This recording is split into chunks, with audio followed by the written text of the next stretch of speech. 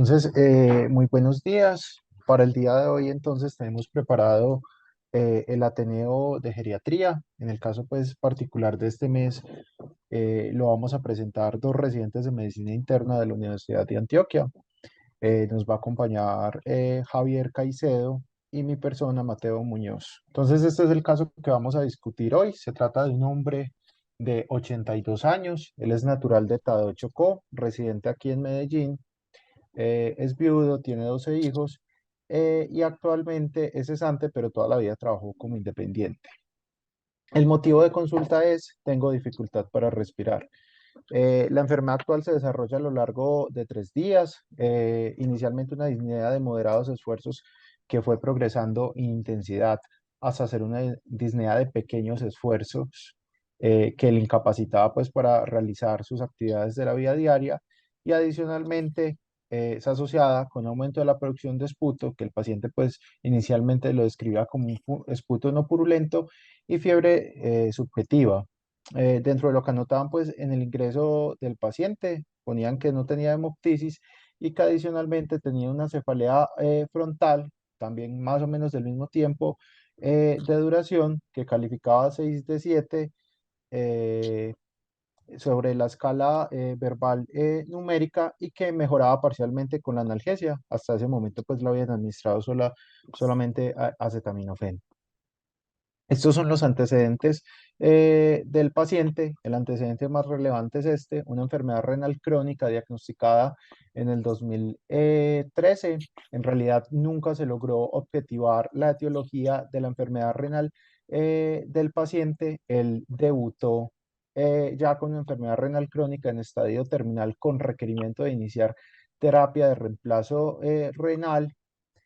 Eh, Inicialmente estuvo en hemodiálisis entre 2013 y 2016 y en el 2016 decidieron llevar al paciente a un trasplante renal.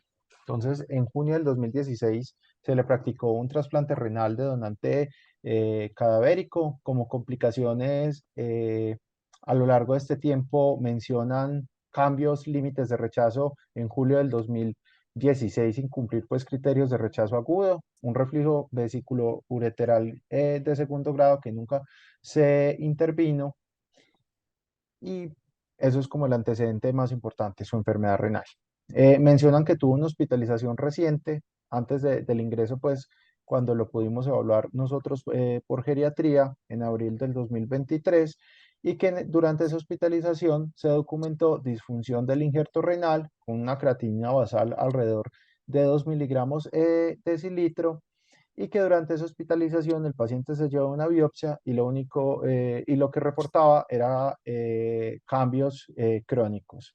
La inmunosupresión que venía recibiendo el paciente ambulatoriamente era esta: tacrolimus 2 miligramos cada 24 horas, micofenolato 360 cada 24 horas y prednisolona 5 miligramos cada 24 horas, o por lo menos esta era la inmunosupresión que tenía ordenada el paciente. Como antecedentes adicionales diferentes pues, a su enfermedad renal crónica, hipertensión arterial, una diabetes tipo 2 que también se diagnosticó en conjunto con la enfermedad renal. Previamente pues no tenía el antecedente antes de 2013.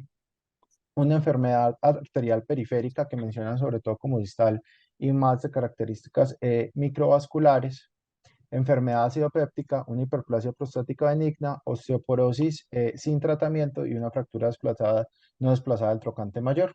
Como antecedentes quirúrgicos, aparte pues del trasplante renal, le habían practicado una herniorrafia, colecistectomía, la construcción y el cierre de una fístula arteriovenosa y previo a la hospitalización le habían practicado una cirugía de otorrino, una timpanostomía bilateral y le dejaron unos tubos de ventilación.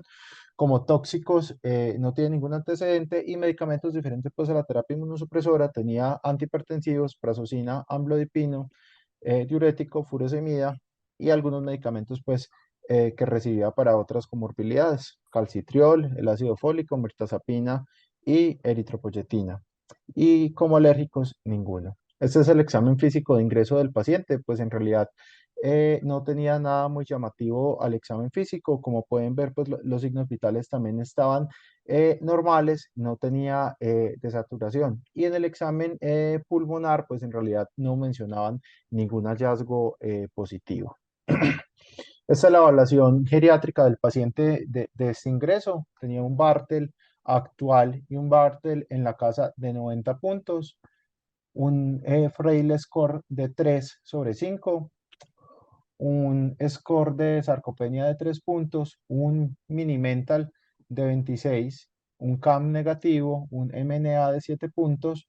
En la esfera social, pues en realidad el paciente era muy independiente y no necesitaba cuidador permanente. Sin embargo, vivía con una hija y pues la hija se encargaba de la supervisión de algunas actividades del paciente. No había tenido caídas en el último año, un tamizaje para depresión que fue negativo, tenía polifarmacia extrema, como ya se los había mostrado en las diapositivas anteriores, y en ese momento, como limitación sensorial, reportaba hipoacusia, pero él era enfático en que fue asociada pues al procedimiento que le habían hecho recientemente. Y adicionalmente, como parte de la evaluación geriátrica, nos dimos cuenta que el paciente era mal adherente a la terapia inmunosupresora y que adicionalmente pues había tenido una pérdida importante de peso en el último año. Estos son los exámenes de ingreso. Recordemos que tenía una creatinina basal de 2,2 e ingresó con 3,1, un BUN de 25, unos electrolitos normales, un hemograma que lo único que mostraba era una anemia de volúmenes normales heterogénea, pero los leucocitos y las plaquetas estaban normales, reactantes de fase aguda elevados, y una ecografía renal que reportaba pues, los cambios de nefropatía crónica de los riñones nativos y del injerto renal. Lo único que reportaba pues era algo de aumento de la ecogenicidad cortical que podría estar en relación con una nefropatía aguda. Esta es la placa de ingreso del paciente. Como pueden ver, pues en realidad no tenía hallazgos llamativos, y a partir de esto, pues nos planteamos el enfoque del paciente. Le doy paso entonces a mi compañero Javier.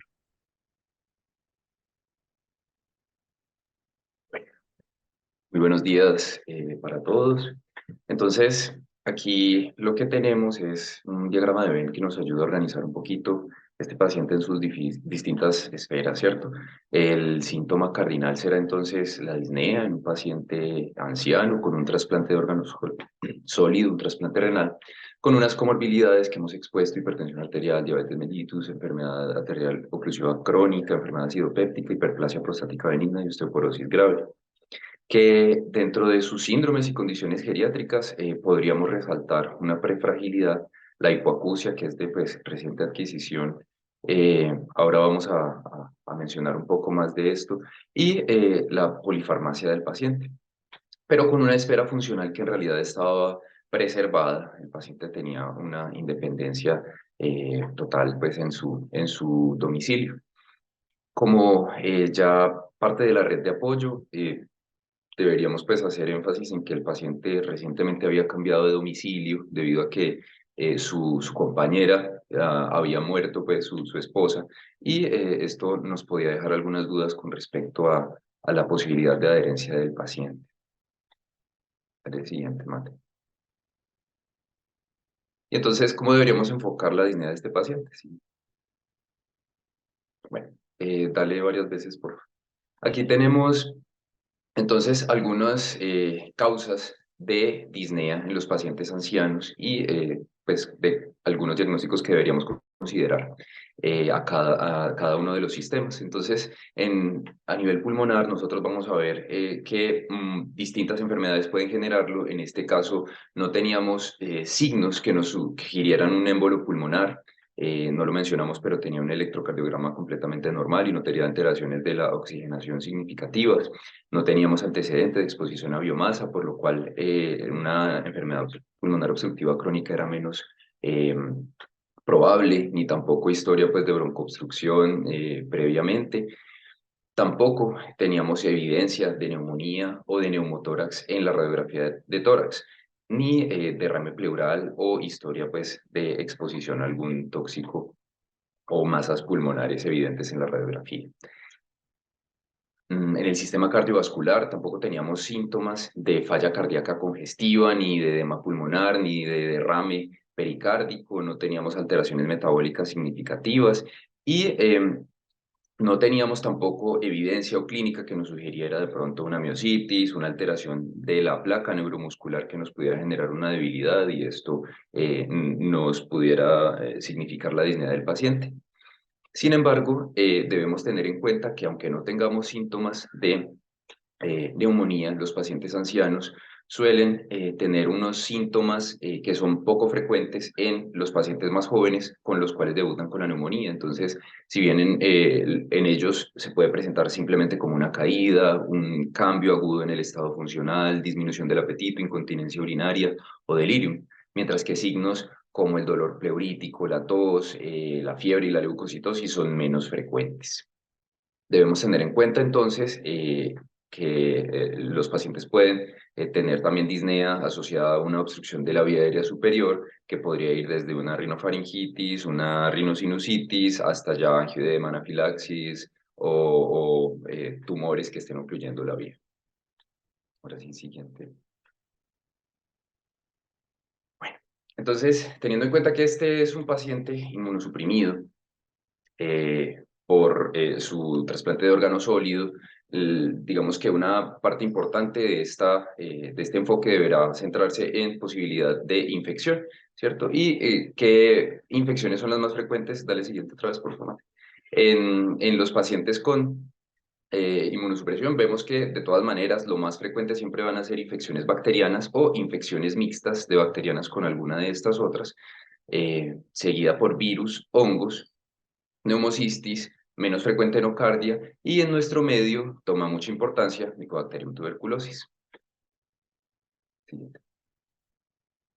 En cuanto a la rinosinusitis, esto lo traigo porque el paciente había referido, no lo hemos mencionado, pero el paciente había referido una cefalea frontal y cuando se interrogó al paciente nuevamente, tenía muchos síntomas sinusales, como vamos a mencionar más adelante. Escurrimiento posterior, rinorrea hialina, y la cefalea frontal que empeoraba pues con la palpación. Entonces, en este enfoque de alteración de senos paranasales y una posible alteración pulmonar, el paciente venía con un estudio de unos nódulos pulmonares, cosa que también se encontró en la reinterrogación, digamos que el proceso ambulatorio que el paciente llevaba previamente. Entonces, esto hacía pensar en oportunismo, ¿cierto? Micobacterias o aspergillus o algún hongo como mucormicosis, ¿cierto? Sin embargo, cuando vamos a ver estudios de cuál es la etiología de la rinosinusitis, ya sea aguda o crónica, de los pacientes trasplantados, lo más frecuente son de nuevo infecciones bacterianas y mucho menos frecuente, entonces, por ejemplo, aspergillus, como vemos acá al final. Tenemos en cuenta, pues, en este estudio retrospectivo de 4.000 pacientes, que la mayor parte de los pacientes fueron trasplantados renales, lo cual, pues, le da relevancia para el caso actual. Dale siguiente, por favor. Y bueno, entonces, ¿qué posibilidades tenemos de compromiso infeccioso en estos pacientes? Vemos que independientemente de la alteración del sistema inmune, ya sea humoral, de células T o de neutrófilos y macrófagos, las infecciones bacterianas y virales son, digamos que están en todas las alteraciones inmunológicas, mientras que las asociadas al uso de esteroides y de trasplantes de órganos sólidos son más frecuentes, como infecciones oportunistas como neumocistis, criptococo, toxoplasma, micobacterias o aspergillus, nocardia, mucor, micobacterias y toxoplasma. Dale, siguiente, por favor. Y también podemos ayudarnos con respecto a qué tipo de inmunosupresión recibe el paciente. Entonces, veíamos que nuestro paciente recibe esteroides, micofenolato e inhibidores de calcineurina.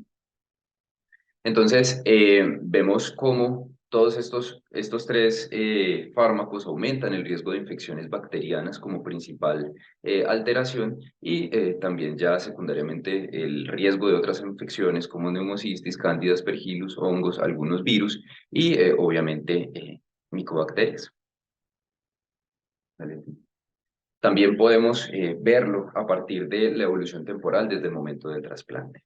Entonces, en el periodo posoperatorio temprano, lo más frecuente es que haya una reactivación de infecciones que estén en el órgano del donante o que hayan sido colonización del receptor que ahora se va a inmunosuprimir. Esto más o menos hasta el primer mes del posoperatorio. Cuando ya vemos más o menos a los primeros 6 meses del posoperatorio, ya ahí sí hay más frecuente de activación la activación de infecciones latentes, ¿sí? O adquisición de infecciones oportunistas o de enfermedades fúngicas invasivas, como podemos ver en el recuadro de abajo. Y finalmente, que este es el contexto de nuestro paciente, ya después de los 6 meses o del año del trasplante, lo más frecuente es que hayan infecciones adquiridas en la comunidad o de infecciones oportunistas. Y de estas, pues la más frecuente son infecciones bacterianas adquiridas en la comunidad, principalmente neumonía adquirida en la comunidad, pero también puede ocurrir esto, pues, a lo largo de todo el tracto respiratorio del paciente. Dale, señor. Entonces, en la evolución, esto era un poco de lo que les mencionaba previamente, él tenía unos nódulos pulmonares que estaban en seguimiento ambulatorio y buscaban descartarle un oportunismo pulmonar dentro de esta hospitalización, por lo cual solicitan un TACAR de tórax y un TAC de senos paranasales por los síntomas nasales que refirió. Al ingreso, evidenciaron disfunción del injerto renal por una alteración de la función renal. Más adelante vamos a ver una evolución de la creatinina, por lo cual solicitaron una ecografía renal y de vías urinarias. Em, Cuando hicieron una ecografía del injerto, como vimos, pues estaba normal, con una función renal que desde el ingreso había estado pues estable, por lo cual se decidió simplemente vigilar y se solicitó valoración por otorrino, ¿cierto? Quienes consideraron que lo que el paciente tenía era simplemente una sinusitis no complicada y por lo cual adicional manejo esteroide y lavados nasales. Bueno. Él en este momento, cuando tenía pues el diagnóstico de rinosinusitis crónica, también se adicionó manejo antibiótico con ampicilina sulbactam. Y durante la evolución tuvo un deterioro progresivo de la función renal, por lo cual se hizo una biopsia renal y se solicitaron niveles de tacrónicos. Se encontró que el tacrolimus estaba en rangos subterapéuticos, por lo cual ajustaron la dosis y en el reporte preliminar de la biopsia renal sugerían unos cambios de pielonefritis y cambios crónicos graves, por lo cual tomaron un urocultivo y se cambió el tratamiento antibiótico a piperacilina tazobactam. Este urocultivo, pues, debido a la exposición del paciente a antibióticos por su rinosinusitis, este, pues, salió negativo. Durante la evolución, el paciente tuvo un descenso leve de los azoados con unos nuevos niveles de tacrolimus que ya estaban en 4.2, pero seguían en rango subterapéutico, por lo cual volvieron a ajustar la dosis de tacrolimus y ya al momento de la evaluación por parte de geriatría, se encontró nuevamente con tos y disnea, algo de broncoespasmo al examen físico y por lo cual se iniciaron broncodilatadores de corta acción. Vemos aquí entonces la evolución de la función renal, de electrolitos y de marcadores inflamatorios. Vemos cómo tuvo un pico que llegó hasta 4.6, pero después de, el inicio de la antibiótico-terapia y del ajuste del tacrolimus, la función renal mejoró parcialmente. Entonces, digamos que de todo esto podemos descartar varias causas. Pues lastimosamente no tenemos como todo lo que nos hubiera gustado para quedar más seguros pues, del diagnóstico, pero podemos descartar entonces no teníamos como tal en la tomografía alguna alteración en el parénquima que nos sugiriera una infección pulmonar como tal, no teníamos alteraciones cardíacas ni metabólicas importantes, el paciente tampoco estaba sobrecargado, por lo cual quedamos con que la disnea probablemente se debía a algo de broncoespasmo y a una obstrucción de la vía aérea superior secundaria a su rinosinusitis crónica, que pues iba a recibir tratamiento de glucocorticoides y antibióticos y lavados nasales. Entonces, ya teniendo en cuenta lo que nos mencionaba Javier y que podemos ver pues que el trasplante renal, en general pues los trasplantes y la inmunosupresión se pueden asociar con morbilidad, sobre todo pues morbilidad infecciosa, nos hacíamos la siguiente pregunta: si en este paciente anciano que fue llevado a un trasplante renal, en realidad sí estaba indicado y sí era una buena opción terapéutica en este paciente. Entonces, a manera general, hablando pues de algunas generalidades del envejecimiento renal, tenemos que entender que hay algunos cambios fisiológicos asociados a la edad a nivel renal. De manera natural, con el paso de los años, hay una pérdida de la filtración glomerular por pérdidas pues, de unidades funcionales. Hay una enfermedad renal, si un paciente anciano desarrolla enfermedad renal por la baja capacidad de reserva, desarrollan enfermedades renales de más rápida progresión o incluso al momento de desarrollar la enfermedad renal ya debutan en un estadio más avanzado, como fue el caso de nuestro paciente. Así no tengan enfermedad renal crónica de base, tienen una mayor susceptibilidad a presentar lesión renal aguda y a que ésta perdure en el tiempo y que finalmente pues desarrolle una enfermedad renal crónica. Y también en aquellos pacientes ancianos que no tienen enfermedad renal crónica, solo por esta pérdida de la tasa de filtración glomerular fisiológica, también hay un aumento de los efectos adversos asociados a los medicamentos de eliminación renal. Estos cambios, que los englobamos dentro de la nefrosenescencia fisiológica, está asociado a algunos cambios estructurales y funcionales. No los voy a mencionar de manera extensa, pero asociada a la edad hay procesos de nefroesclerosis que son caracterizados por el desarrollo de glomerulosclerosis, atrofia tubular, fibrosis intersticial e hiperplasia fibrointimal, que son pues hallazgos característicos de la nefroesclerosis. Y hay algunas alteraciones funcionales, ya mencionamos la principal, que es la caída de la tasa de filtración, pero también hay alteraciones que llevan a retención de sodio, pérdida de la capacidad de concentración o dilución de la orina, y finalmente puede haber hipoaldosteronismo hiporreniménico solamente asociado a la edad. Estas alteraciones pues finalmente llevan a algunas alteraciones que son de significancia pues clínica importante, pero que siempre hay que estar muy atentos de poder diferenciarlo de una enfermedad renal crónica, porque si bien la nefrosenescencia se asocia con una disminución de la tasa de filtración glomerular, el impacto que tiene esta disminución es diferente al impacto que tiene la disminución de la tasa de filtración asociada a la enfermedad renal crónica. A pesar de que estos pacientes puedan tener disminución de las tasas de filtración, la eritropoyetina permanece en niveles normales, y por eso aquellos pacientes que tienen nefrosenescencia van a tener una hemoglobina normal comparado con aquellos pacientes que tienen una enfermedad renal crónica. El metabolismo fosfocálcico también se mantiene normal. Asociado a esta tasa de filtración, en la enfermedad renal crónica, pues ya sabemos que una de sus características es la alteración del perfil metabólico asociado a la nefrosenescencia, pues vamos a tener niveles de urea normales a pesar de tener creatininas un poco más altas. En cambio, en la enfermedad renal crónica, pues también hay acumulación de la urea y puede llevar pues a síntomas asociados a la uricemia. Este es un dato muy importante, pues muchos estudios se habían estado preguntando cuál era el impacto pues real de esta disminución de la tasa de filtración glomerular sobre el riesgo de mortalidad y sobre el riesgo de progresar a enfermedad renal crónica, y podemos ver que en individuos por encima de los 70 años que tengan una tasa de filtración eh, entre 45 y 60, en realidad no se asocia con mayor progresión a enfermedad renal crónica ni con mayor mortalidad.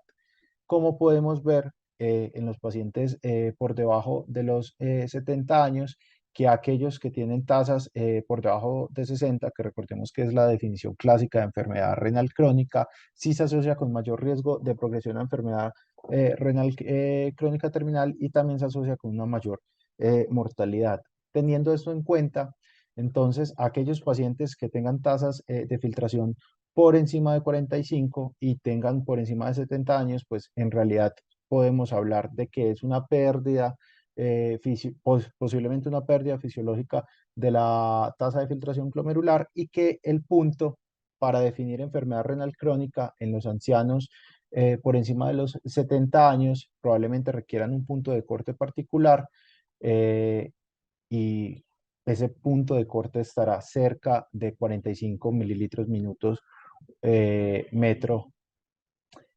45 mililitros minuto de tasa de depuración, siempre y cuando pues no hayan otros marcadores de daño renal, como por ejemplo albuminuria.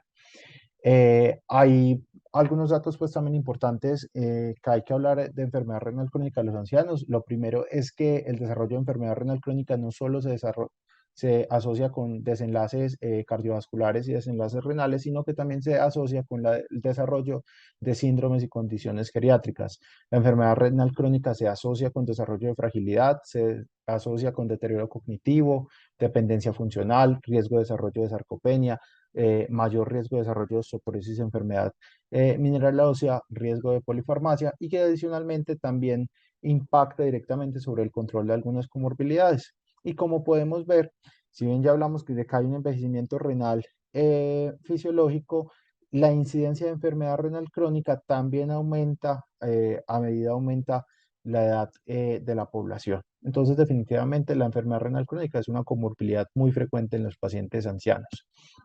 Estas son algunas de las características que pueden dificultar o que hay que tener un particular enfoque en los pacientes ancianos con enfermedad renal crónica. Hay algunos muy relevantes como la deprivación sensitiva. Estos pacientes tienen riesgo de desarrollar deterioro visual y auditivo asociado a su enfermedad renal crónica y otras comorbilidades y estos pueden pues también disminuir la capacidad de estos pacientes de autocuidado y por lo tanto pues también dificultar el tratamiento de la enfermedad renal crónica.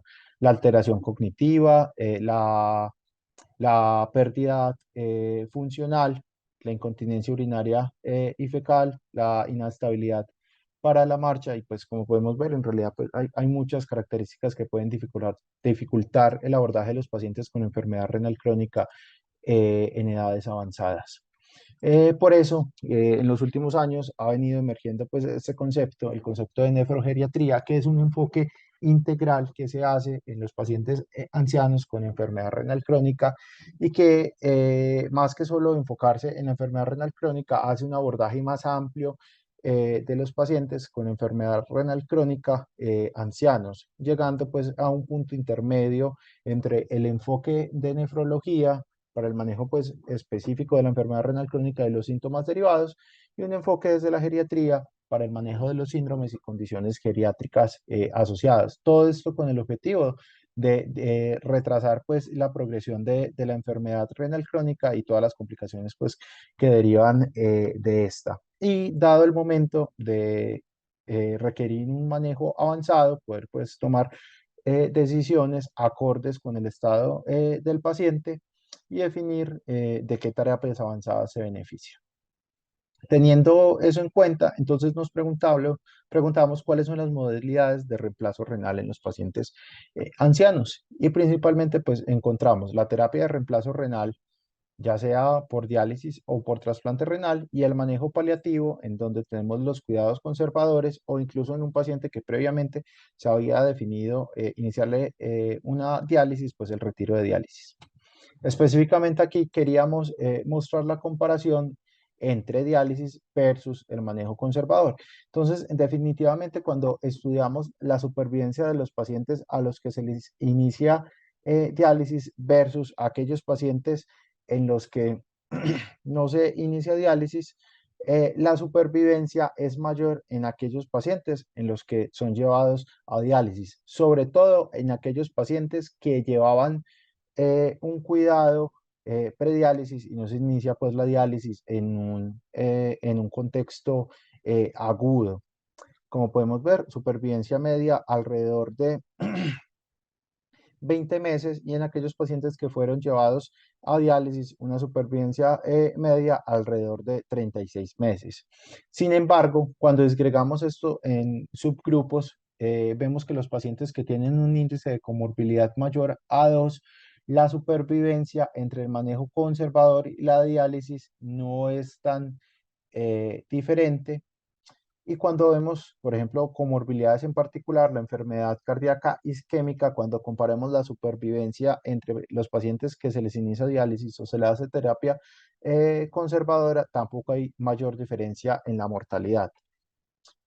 Este compara específicamente el subgrupo de pacientes mayores de 80 años. En realidad tampoco hay diferencias significativas. Y cuando vemos otros desenlaces muy relevantes en esta población, por ejemplo, desenlaces de calidad de vida, en aquellos pacientes en los que se prolongaba la vida a la diálisis, casi que el 100% del tiempo que se había prolongado la vida, el paciente lo pasaba u hospitalizado o en la hemodiálisis. Entonces, en realidad, pues el tiempo que se prolonga la vida del paciente, casi que todo ese tiempo se va a derivar en cuidados asociados a la diálisis.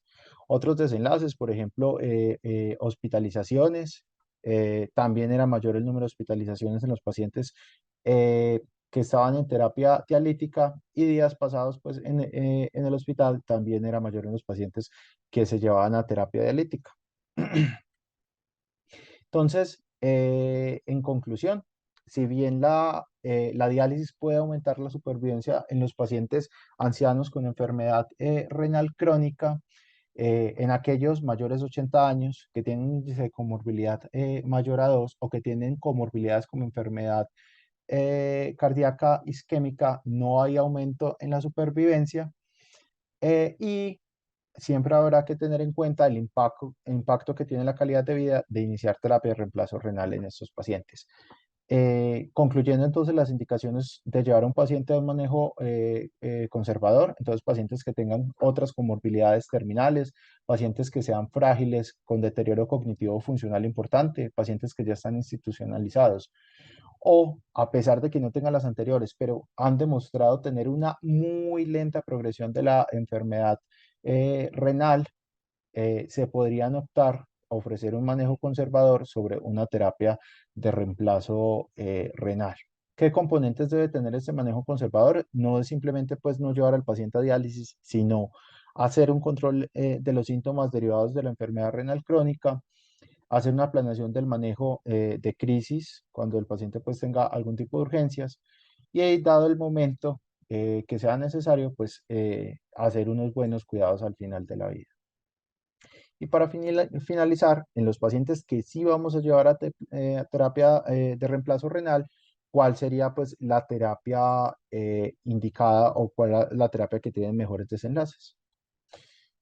Entonces, en generalidades de trasplante renal, como podemos ver hacia 1990, era relativamente infrecuente que se trasplantaran pacientes mayores de los 65 años, pero con el paso del tiempo cada vez trasplantamos más pacientes ancianos. Por lo tanto, la evidencia pues cada vez es más creciente en esta población. Y como podemos ver, si bien la supervivencia luego del trasplante se disminuye en los pacientes por encima de 70 años cuando comparamos entre modalidades de reemplazo, por ejemplo, diálisis versus trasplante renal. A grandes rasgos, la supervivencia es mayor en aquellos pacientes que son llevados a trasplante renal y esto es sobre todo cierto por encima del primer año.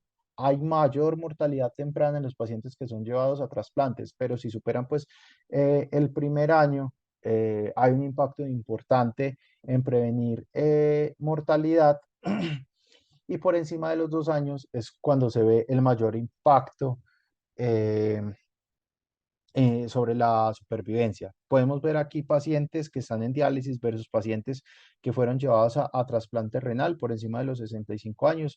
Es casi el doble de la expectativa de vida. Entonces, si vamos a tomar la decisión o vamos a pensar en llevar a uno de estos pacientes a un trasplante renal, porque ya dijimos que tiene mejores desenlaces, aparte de la evaluación pretrasplante que se le hacen pues, a todos los pacientes, particularmente eh, en la población anciana, hay que tener en cuenta una evaluación geriátrica integral antes de embarcarlos pues, en todo lo que implica un trasplante renal.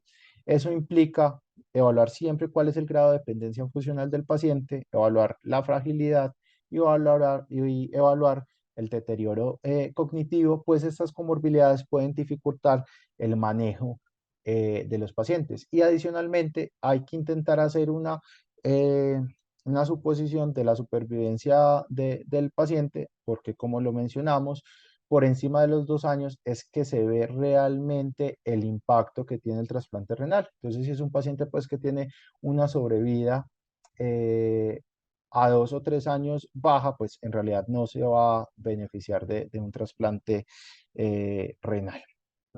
Aquí comparan pacientes por edades y por nivel de independencia y función, y como podemos ver, en todas las edades, aquellos que tienen menor independencia funcional tienen mayor mortalidad, y eso se cumple para todas las edades, pero específicamente por encima de los 65 años se dobla casi la mortalidad en aquellos pacientes que tienen dependencia funcional. Hay algunos estudios que han intentado pues evaluar esto, y sobre todo pues derivar escalas que ayuden a evaluar la mortalidad de los pacientes mayores de 65 o 70 años en relación con el trasplante renal. Y como podemos ver, si bien hay muchos factores que pueden ayudar a predecir la mortalidad de estos pacientes, los factores que tienen mayor capacidad de predicción de mortalidad tiene que ver con la funcionalidad del base del paciente. Y definitivamente, pues aquellos que son totalmente dependientes, la probabilidad de estar muertos a 3 años es elevadísima comparada pues con la población que es completamente independiente. Entonces, esta escala lo que encontró es que aquellos pacientes con menos de 6 puntos tienen una sobrevida por lo menos del 70% a 3 años. Y finalmente son estos los que se podría beneficiar de trasplante renal. Por encima de los 6 puntos, la mortalidad se acerca al 50% alrededor de los 3 años, y pues definitivamente eso lleva a tener un beneficio marginal si los llevan a un trasplante renal, y por ello no serían pues candidatos.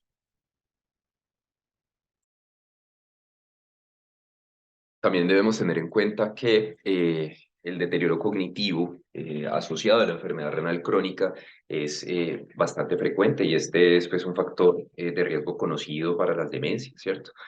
En general, la demencia tipo Alzheimer es la demencia más frecuente digamos que en los pacientes, ¿cierto? Pero también es la demencia más frecuente dentro de los pacientes con enfermedad renal crónica. Y el desarrollo de la demencia en estos pacientes predice pobres desenlaces como en cuanto a discapacidad, aumenta el riesgo de hospitalizaciones y el riesgo de muerte en los pacientes en hemodiálisis, ¿cierto?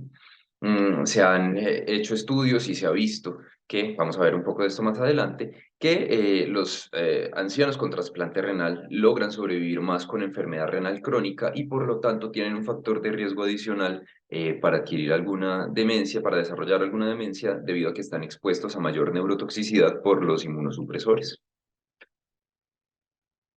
Y bueno, ¿de qué depende entonces este deterioro cognitivo? Hay unos factores de riesgo tradicionales que son transversales a todos los pacientes.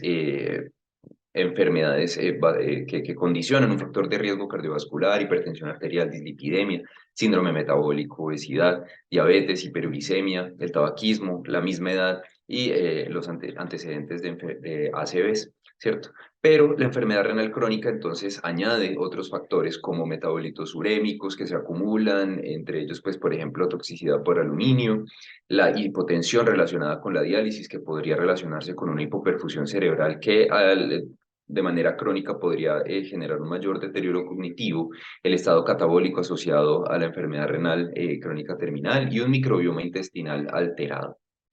Asociado entonces a esto puede haber una inflamación sistémica que puede alterar la barrera hematoencefálica y esto se ha relacionado con alteraciones estructurales cerebrales que son principalmente pues, alteraciones de la materia blanca importantes. En el contexto del trasplante, entonces, devuélvete un poco, por favor. El contexto del trasplante, entonces, se ha visto que puede haber un deterioro cognitivo en el periodo agudo del post-trasplante asociado al procedimiento quirúrgico y delirium asociado, y post-trasplante, como mencionábamos, por toxicidad asociada a inmunosupresión, glucocorticoides y la alteración de la microbiota intestinal. Ahora sí, siguiente. Entonces, vemos aquí en este estudio, fue un estudio retrospectivo a partir de un sistema de datos renales de Estados Unidos con 40.000, casi 41.000 pacientes con una edad media de 63 años.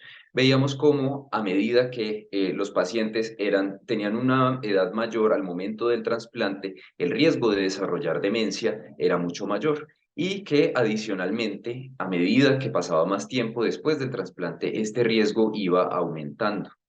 Se encontró que el comportamiento de la enfermedad de Alzheimer era muy similar a lo que veíamos con las demencias en general y que había algunos predictores de desarrollo de demencia en estos pacientes trasplantados como edad, sexo femenino, diabetes y bajo nivel educativo. Importante, se vio que los pacientes que tenían un mantenimiento de la inmunosupresión libre de inhibidores de calcineurina tuvieron un riesgo menor de desarrollar demencia y Alzheimer con un HR de 0,83. Y que, como veíamos, pues, por cada 5 años post-trasplante, el riesgo de desarrollar Alzheimer aumenta casi más de 1,5 veces. Dale siguiente, por favor. Esto es muy parecido a lo que ocurre con los pacientes en enfermedad renal crónica que están en hemodiálisis. Vemos que el comportamiento de las curvas es prácticamente igual, aumenta tanto con la edad como con el tiempo desde el trasplante y, sin embargo, una comparación importante entre estos dos estudios es que el riesgo de desarrollar una demencia a 10 años, comparando los pacientes trasplantados con los pacientes que están en hemodiálisis, en los pacientes post-trasplantados el riesgo era menor, o sea que si bien el mismo trasplante renal puede aumentar un poco el riesgo de desarrollar una demencia, esto es menor que en los pacientes que están en hemodiálisis. Y bueno, entonces será importante saber en este paciente cuál es la causa del deterioro de la función renal, ¿cierto? Tenemos de siguiente. Para esto quiero traer unos conceptos, ¿cierto? El primero es la inmunosenescencia. La inmunosenescencia es un proceso crónico que ocurre con el envejecimiento, en el cual hay unos cambios de órganos y de los perfiles celulares que terminan generando unas alteraciones del sistema inmune que se traducen en aumento de riesgo, como vemos acá en el recuadro inferior, un aumento de riesgos de infecciones, de enfermedades relacionadas con la edad asociadas a perfiles proinflamatorios crónicos, como enfermedades cardiovasculares, neurodegenerativas, autoinmunes, enfermedades metabólicas y una posibilidad de aumento de la génesis de tumores. Dentro de estos cambios de la inmunosenescencia, lo que más se encuentra es una degeneración del timo que se traduce en últimas en una disminución de la producción de células T, en un proceso que se ha llamado en inglés inflammaging, que es, yo pues, lo traduje como inflamación de la edad, en el cual hay un perfil proinflamatorio de los linfocitos que producen estas citoquinas que vemos acá, interleuquina 6, 8, 18, 29, interferón gamma y factor de necrosis tumoral, los cuales aumentan el desarrollo de senescencia celular. Entonces la senescencia genera más inflammaging y el inflammaging genera más senescencia celular en un círculo vicioso. La población de células T también cambia con la edad y el principal cambio es que hay una disminución de las células T naive y una disminución de la diversidad de receptores de los linfocitos T, con un aumento de células de memoria, pero que tienen una menor, digámoslo así, un menor repertorio contra nuevos antígenos. Y también hay unos cambios metabólicos en los cuales aumentan la glicólisis, aumentan los reactantes, los reactivos pues, de oxígeno y disminuye la biogénesis de mitocondrias. Esto, dale de siguiente.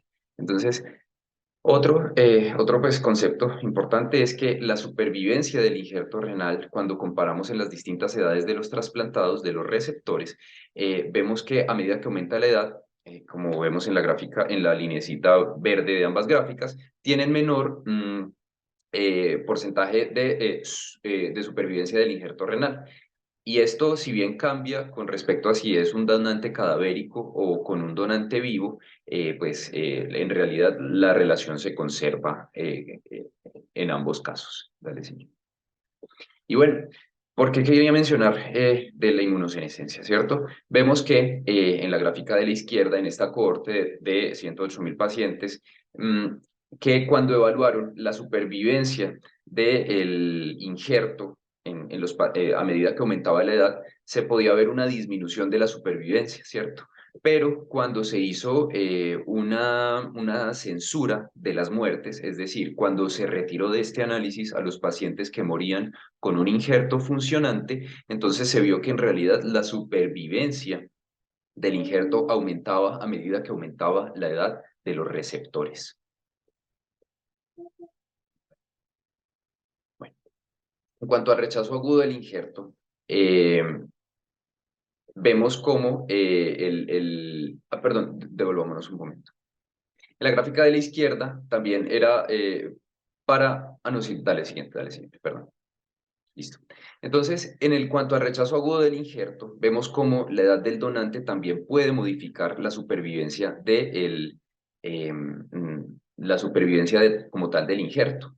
Se ha dicho que, por plausibilidad biológica, un aumento de la edad del órgano podría aumentar la inmunogenicidad de este, ya sea por alteraciones epigenéticas o mutaciones genéticas o adquisición de mayor, digamos que inmunogenicidad del órgano con la edad, lo cual podría aumentar el riesgo de rechazo a medida que aumente la edad.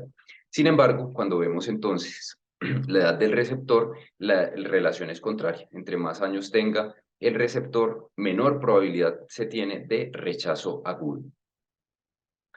Y esto tiene una interrelación. Entonces, vemos cómo en pacientes jóvenes que reciben un injerto de edades, digamos que mayores a 60 años, las tasas de rechazo agudas son muy altas, mientras que en pacientes receptores de más de 70 años que reciben un injerto de otro paciente de más de 70 años, la tasa de rechazo agudo es mucho menor. Entonces podemos ver que si bien hay un aumento de la inmunogenicidad en los donantes mayores, también hay una disminución del rechazo agudo en los receptores mayores y esto ha hecho que se intente aparear o parear la edad tanto del donante y del receptor, ya que esto va a mejorar el desenlace de la supervivencia del injerto en el seguimiento. Y bueno, esto se asocia entonces a la supervivencia que tienen los pacientes sin generar anticuerpos contra el donante. ¿Sí? Vemos que los pacientes más jóvenes tienen una menor supervivencia libre de anticuerpos contra el donante y los pacientes mayores logran llegar a un tiempo post-trasplante mayor sin generar inmunidad contra el injerto.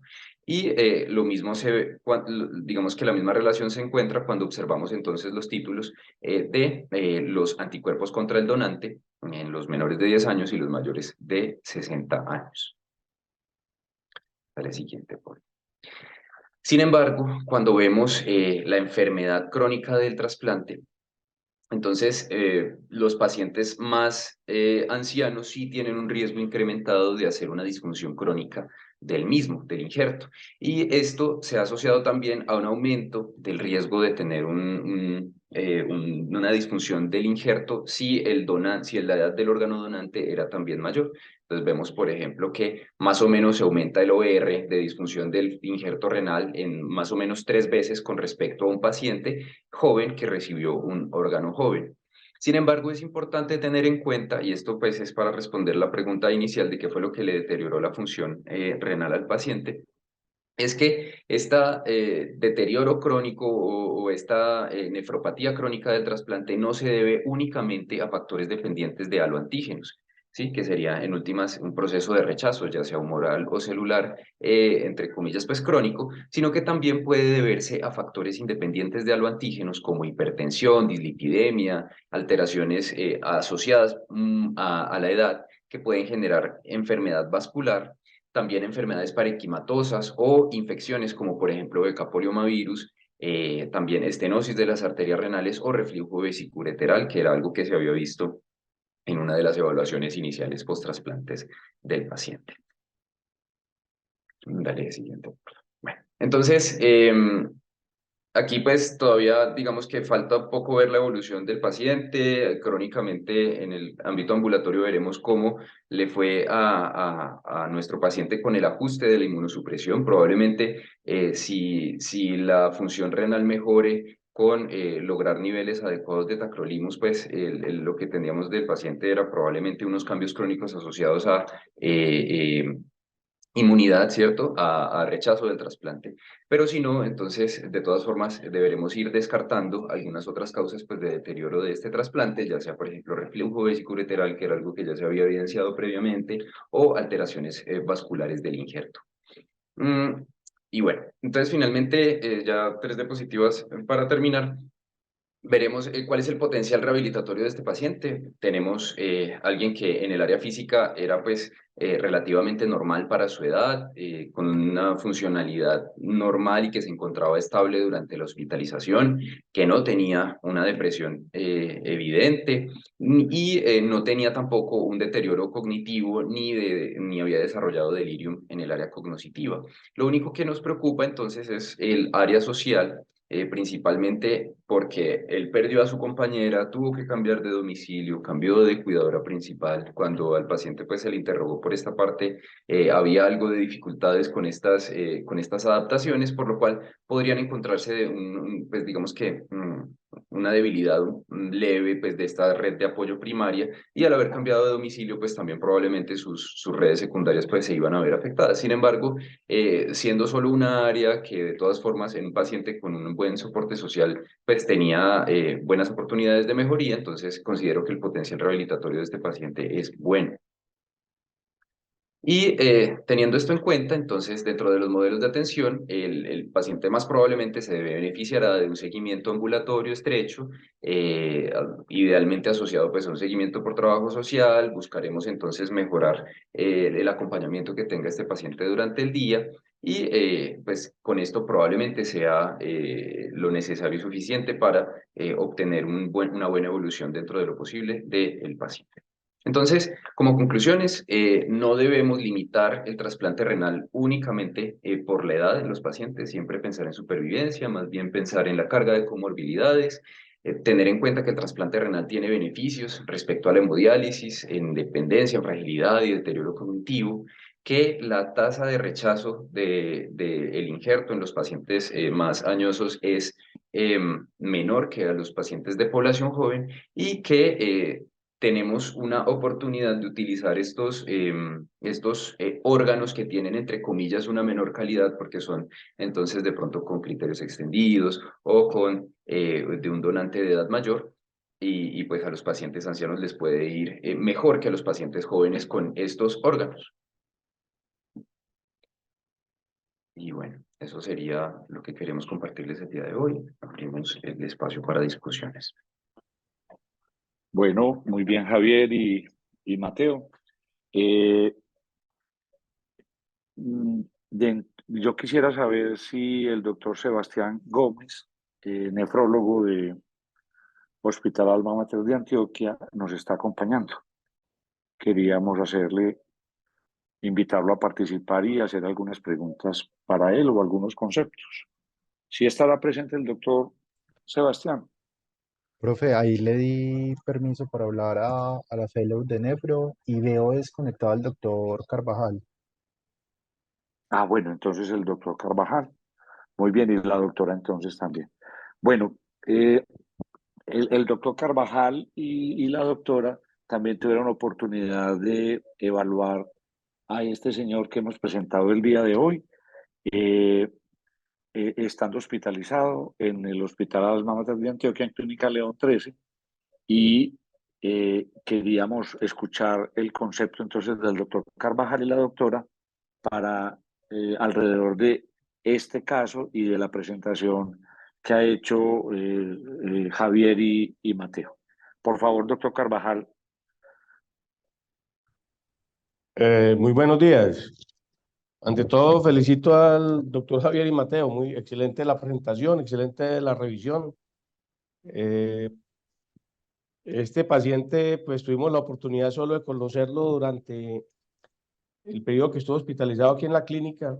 no fue trasplantado en el Hospital Alma Mater, tengo entendido que fue trasplantado en la Fundación San Vicente, por lo que desconocemos como algunos datos relacionados con el trasplante. Si quieren, enseguida le dan también cabida al doctor Juan Carlos Tobón, que es uno de los nefrólogos que le hace el seguimiento ambulatorio por consulta externa al nefrón y conoce más Claro que sí. detalles del caso clínico del paciente previo a la hospitalización. Entonces desconocemos, por ejemplo, la edad del donante, si en el posquirúrgico hubo alguna complicación o tuvo un retardo en la función del injerto o algo que pudiera condicionar como la evolución de la función renal posterior. Lo cierto es que este paciente, pues además de su cuadro respiratorio con el que llegó, nos llamaba la atención que tenía una disfunción del injerto eh, que era como aguda sobre, sobre un riñón que tenía una nefropatía crónica del injerto, por lo cual decidimos hacerle la biopsia como relataron. Para sorpresa de nosotros, los hallazgos de la biopsia fueron de pielonefritis. Además, tenía unos niveles subterapéuticos de tacrolimus en un paciente que al parecer era adherente, pero desconfiábamos un poco de la herencia en los últimos meses, porque había tenido como una variación en la dinámica familiar a raíz de que la hija que estaba pendiente de él le suministraba los medicamentos se había ido a vivir a otra ciudad. Entonces había llegado una hija que no convivía con él a acompañarlo y parece como que no había una buena relación. Entonces no era como claro que el paciente estuviera tomando los medicamentos. Cierto que durante la hospitalización se comentó que la dosis que recibía era subterapéutica y se le ajustó. Este paciente pues, era una persona funcional. Parece en el momento que lo trasplantaron, pues, lo trasplantaron a pesar de la edad, pues es una paciente que cumplía criterios para ingresarlo al trasplante. Y por parte nuestra, pues se le ajustó la inmunosupresión, se le trató la pielonefritis, por otorrino pues se manejó el cuadro respiratorio de sinusitis que ya tenía, este paciente tenía complicaciones por una sinusitis crónica, ya manejada previamente ambulatoria y había tenido como intervenciones quirúrgicas previas, pero la función renal eh, al momento del alta no me tocó pues la salida, creo que recuperó función renal, lo que relatan ahí en la historia durante la presentación, o sea que el tratamiento de la infección de la pielonefritis asociado al ajuste de la inmunosupresión, pues permitió que la función renal mejorara y en este momento el paciente está en seguimiento ambulatorio. Ya el doctor Sebastián y el doctor Tom, que también tuvieron la oportunidad pues, de tratarlo durante la hospitalización, pues harán los comentarios pertinentes. El trasplante en los ancianos siempre es como un tema que en algunos casos genera polémica, porque usualmente los pacientes ancianos pues ya han cumplido la expectativa de vida y realmente lo que los pacientes, las personas que están como en contra de este tipo de trasplantes prefieren darle estos órganos o argumentan que estos órganos pues tienen un mejor uso en personas más jóvenes, dado que pueden tener mejor expectativa de vida. Este es un tema que no es nuevo y se presta para discusiones de tipo ético y clínico también, pero nosotros no marginamos los pacientes ancianos para ingresar a la lista de espera de trasplantes eh, si la condición clínica del paciente es adecuada y nos interesa más como su estado funcional que la edad. Saben que hay pacientes, usualmente pues la enfermedad renal crónica, como ustedes saben, es de personas adultas, más que personas más jóvenes. Entonces, la proporción de pacientes en edad avanzada que nos llegan cada vez a los grupos de trasplantes es cada vez mayor. Y tenemos otra situación, y es que cada vez tenemos donantes más añosos. Entonces, a nosotros pues no tenemos ninguna restricción para ingresar a la lista pacientes de edad avanzada, si su condición clínica lo permite. Y además nos facilita, digamos, que el proceso del trasplante, porque colocarle un riñón añoso a un paciente joven, pues ya explicaron pues lo que ocurre con los riñones en los pacientes de mayor edad, la masa renal es menor y la sobrevida de los injertos de pacientes añosos en pacientes menores, pues va a ser reducida. Nosotros como grupo, pues no tenemos ninguna limitación del acceso a pacientes mayores para estar en la lista de espera, si cumplen pues los criterios para ingresar a la lista, y la edad no es una limitación, pero creo que viendo pues la presentación que han hecho, creo que sería importante en pacientes que tienen ya muy avanzada, a pesar de su condición clínica, yo creo que es importante contar con la valoración geriátrica. En estos casos, para que evalúen algunos factores asociados que tal vez nosotros como clínicos y nefrólogos de trasplante tal vez no tenemos en cuenta al momento de ingresar a estos pacientes a la lista. Y yo creo que es un tema como a discutir más adelante con el doctor Mansur, como cuáles serían esos pacientes que él considera que, a pesar de que pasen los criterios de inclusión a la lista de espera, deberían ser considerados para valoración geriátrica previo al ingreso a la lista de trasplantes. Dejo el espacio para que los doctores Tobón y Sebastián Gómez hagan su participación. Gracias, doctor Carvajal. Esperamos entonces al doctor Juan Carlos Tobón y al doctor Sebastián Gómez su concepto, por favor. Buenos días para todos. Bueno, yo tuve la oportunidad de conocer el paciente en su proceso de trasplante. Pertenecía en ese momento al grupo de trasplante de San Vicente de Paúl, en Río Negro. Un paciente pues que era multicomórbido, una enfermedad renal crónica, posiblemente por nefroangiosclerosis hipertensiva, un antecedente que venía desde 2010. Nunca se hizo pues comprobación pues histopatológica de su enfermedad renal. Lo cierto es que tuvo diálisis desde 2013, diabético desde 2013 y tenía pues enfermedad arterial periférica. Tengo algunos datos del trasplante. Infortunadamente pues no cuento con la edad del donante. Se hizo el 23 de junio de 2016. Tuvo una isquemia fría de 13 horas y una isquemia caliente de 30 minutos. Para traducirles esa información, son tiempos que consideramos tiempos pertinentes que nos puede de cierta manera dar una garantía de una buena funcionalidad del injerto. Tiene antecedentes adicionales, de pronto lo mencionaron, él ya tuvo rechazos desde el año 2016. Se documentó un rechazo que llamamos nosotros borderline o limítrofe, que es un rechazo que no llega pues a un grado 1, pero que debe pues ser sometido al tratamiento. Él tuvo creatininas en esa época de 1,39. De hecho, en el momento de ese rechazo, pues, egresó con la misma creatinina. Posteriormente tuvo una difusión del injerto hacia el mismo año, pero hacia el mes de diciembre, pero la muestra y para histopatología no fue representativo, no tenía pues indicios de rechazo humoral. Fuera de eso, recordemos que el paciente diabético se hizo una documentación de una vejiga neurogénica y un reflujo vesicureteral al riñón trasplantado, que según urología no tenía indicación de corrección urológica. Aquí va mi comentario, pues el paciente ingresa aquí a la institución, también hice parte pues como del proceso de atención del paciente, inicialmente con síntomas respiratorios, de tracto respiratorio superior obstructivos, y se documentó pues la sinusitis que ustedes ya describieron, una pansinusitis, inclusive otomastoiditis, que por uroeotorrinolaringología no tenía criterio quirúrgico, que ya estos pacientes inmunosuprimidos y más por la su senescencia, además del trasplante, con su inmunosupresión tratamos de hacer una aproximación microbiológica eh, para hacer una terapia dirigida, pero el paciente respondió al tratamiento progresivamente.